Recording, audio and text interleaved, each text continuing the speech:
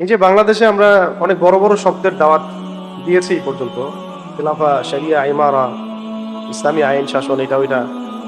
তো সত্যি কথা বলতে এখন এই 10 বছর পরে এসে আমি বুঝতে পারতেছি যে এগুলো অনেক দূরের কথা, এগুলো অনেক দূরের পথ বাংলাদেশের জন্য।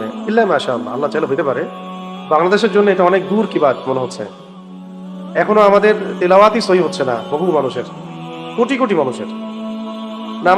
নামাজই হচ্ছে না কোটি কোটি মানুষের, পড়তেইছে না। যাকাত নাই সমাজে, হ্যাঁ, আদব নাই। আদব যেটা থাকে ইসলামে, একটা আদব, আখলাক। আমি তো দেখলাম যে এই যে সমাজে ম্যাক্সিমাম মানুষ তালাকেরই মাসালা জানে না, ওই সময় আমি খিলাফা কায়েম করতে পারছি। কি মুসিবত!